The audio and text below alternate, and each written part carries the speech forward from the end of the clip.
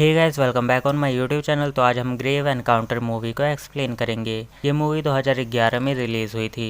इसे IMDb पर 10 out of 6.1 की रेटिंग्स मिली है और रोटन टमाटोज पर ये 67% फ्रेश है। ग्रेव एनकाउंटर एक Canadian found footage super horror film है। The footage follows the crew of a paranormal reality television program. They lock themselves in a haunted psychiatric hospital in search of evidence of paranormal activity. Movie का budget है $1,20,000। इसे produce Shawn Angel और Michael Karlin ने किया है। Movie की category आपको horror thriller मिल जाएगी। अगर आपको ऐसी मूवीज देखना पसंद है तो वीडियो को पूरा ज़रूर देखें। तो बिना टाइम वेस्ट करते हुए चलते हैं मूवी के एक्सप्लेनेशन की तरफ।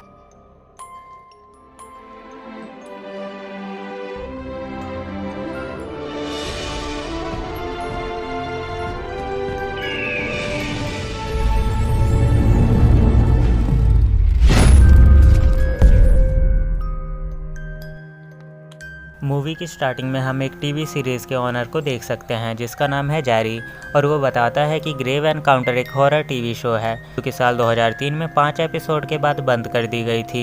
इसकी वजह ये थी, इस टीवी शो के क्रू मेंबर 6th एपिसोड को शूट कर रहे थे, तभी वो लोग मिस्टीरियसली गायब हो गए थे। इसके बाद इस टीवी शो को बंद कर दिया गया था, लेकिन कंपनी ने उस फुटेज को किसी तरह से साल 2010 में फिर से रिकवर कर लिया था और वो जैरी को दे दिया था, जो वो शेयर करते हैं कि उस फुटेज में क्या था। इस शो के होस्ट का नाम था लैंस प्रिस्टन और उसके साथ 5 क्रू मेंबर भी थे। पहली मेंबर का नाम था साशा, जो कि हॉकाई स्पेशलिस्ट थी। दूसरा मेंबर मैट, जो कि सर्विलियंस ऑपरेटर था, और बाकी के तीनों मेंबर्स परफॉर्मेंस में इनका साथ देते थे।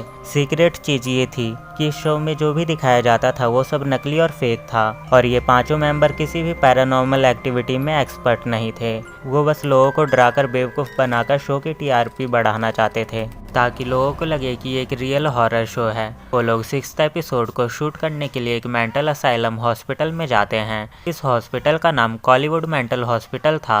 इस हॉस्पिटल में कई तरह की अजीबोगरीब घटनाएं रिपोर्ट की गई थी। ये हॉस्पिटल 1893 में बनाया गया था। उन दिनों इस हॉस्पिटल को दिमागी तौर पर कमज़ोर मरीजों के लिए बनाया गया था, लेकिन इस हॉस्पिटल की हालत बहुत ही ज़्यादा ख़राब थी। हॉस्पिटल में मरीजों को खाने से लेकर रहने तक की कोई सुविधा मौजूद नहीं थी, यहाँ तक कि उन्हें पहनने के लिए कपड़े भी नहीं दिए जाते थे। इस हॉस्पिटल के ऑनर का नाम आर्थर फ्रेड किंग था और वो इस हॉस्पिटल के पेशेंट पर इनह्यूमन एक्सपेरिमेंट किया करते थे। 1948 में उनके एक पेशेंट ने उन पर नाइफ से अटैक करके उन्हें मार दिया था, तभी से ये हॉस्पिटल बंद पड़ा था। फिर ग्रेव एनकाउंटर के क्रू मेंबर इस हॉस्पिटल के अंदर जाते हैं जांच करने के लिए। जांच करते दौरान वो लोग इस हॉस्पिटल के अंदर कैमरास को इंस्टॉल कर देते हैं और हॉस्पिटल की चीज़ों का मजाक उड़ाने लगते हैं, क्योंकि उन्हें ऐसा लगता है कि ये हॉस्पिटल हॉन्टेड नहीं है और लोग बस झूठी अफवाहें फैला रहे हैं। फिर वो लोग हॉस्पिटल की जांच करने के लिए रात को हॉस्पिटल में ही रुकने का डिसाइड करते हैं और हॉस्पिटल के केयरटेकर को कहते हैं कि सुबह के 6 बजे उनके लिए हॉस्पिटल का दरवाज़ा खोल दे और उन्हें यहाँ से बाहर निकाले। फिर सारे इन्वेस्टिगेशन करने लगते हैं। शुरुआत में तो सब कुछ ठीक चल रहा होता है, लेकिन थोड़ी देर बाद हॉस्पिटल के अंदर से अजीब सी आवाज़ें आने लगती है और साथ ही हॉस्पिटल के सारे डोर्स और विंडोज खुलने बंद होने लगते हैं। फिर उन्हें एक व्हीलचेयर अपने आप ही चलती हुई नजर आती है। इन सारी घटनाओं को क्रू मेंबर्स अपने कैमरे में रिकॉर्ड कर रहे होते हैं और अब उनका प्लान होता है पैकअप करने का, लेकिन तभी कोई इनविजिबल शक्ति साशा के बालों को टच करती है। ये देखकर लैंस काफी ज्यादा एक्साइटेड हो जाता है और वो हॉस्पिटल के कॉरिडोर्स की फोटो लेने लगता है, लेकिन कैमरे की खींची हुई तस्वीर में उन्हें व्हाइट कलर्स के डॉट्स दिखाई देते हैं। ये व्हाइट डॉट्स इंडिकेट करते हैं कि यहाँ जरूर कोई स्पिरिट है। ये देखकर कैमरामैन TC गिब्सन डर जाता है और वो लैंस को वापस चलने को बोलता है। लैंस उसकी बात को मान लेता है और एक क्रू मेंबर गैस टैंक के पास जाता है जहाँ पर हॉस्पिटल के एंट्री और एग्जिट का मेन डोर था। वहाँ पहुँचने के बाद वो क्रू मेंबर रहस्यमयी तरीके से गायब हो जाता है। साथ ही बाकी के क्रू मेंबर को ये बात पता चलती है कि टाइम ऑलरेडी 6:14 हो चुके हैं, फिर भी वो केयरटेकर अभी तक गेट खोलने नहीं आया। केयरटेकर के वहाँ ना आने के कारण सारे क्रू मेंबर मिलकर एग्जिट डोर को तोड़ देते हैं, पर उन्हें एग्जिट डोर की दूसरी साइड भी हॉस्पिटल का एक रूम ही मिलता है। ये देखकर ऐसा लगता है कि हॉस्पिटल के रूम्स अपने आप ही रोटेट कर रहे हैं। इन सभी चीज़ों के कारण क्रू मेंबर्स काफ़ी ज़्यादा डर जाते हैं और हॉस्पिटल से बाहर निकलने की कोशिश करने लगते हैं, लेकिन बहुत कोशिश करने के बाद भी उन्हें हॉस्पिटल में कोई एग्जिट डोर नहीं मिलता, मानो उस हॉस्पिटल का कोई एंड ही ना हो। फिर उस हॉस्पिटल में डरावनी घटनाएं बढ़ने लगती है, इसके कारण क्रू मेंबर्स मेंटली बहुत ज़्यादा डिस्टर्ब हो जाते हैं। अब क्रू मेंबर्स को हॉस्पिटल में आए हुए 40 घंटे हो चुके थे। तभी कोई अदृश्य शक्ति साशा की पीठ पर स्क्रैच करके हेलो वर्ड लिख देता है। इसके बाद सभी लोगों को वहाँ एक अनजान औरत दिखाई देती है जो कि दीवार की तरफ अपना मुंह घुमाए खड़ी थी। जब वो औरत उन लोगों को अपना फेस दिखाती है तब उन सबको पता चलता है कि ये औरत एक डीमन है, जिससे डरकर वो सारे लोग इधर उधर भागने लगते हैं। इस बार जैवियर बाकी के क्रू मेंबर से बिछड़ जाता है और ये डीमन उसे भी मार देती है। क्रू के बाकी मेंबर थक हार कर सो जाते हैं और जब वो लोग नींद से उठते हैं तब उन लोगों के हाथों में पेशेंट लोगो लगे हुए थे।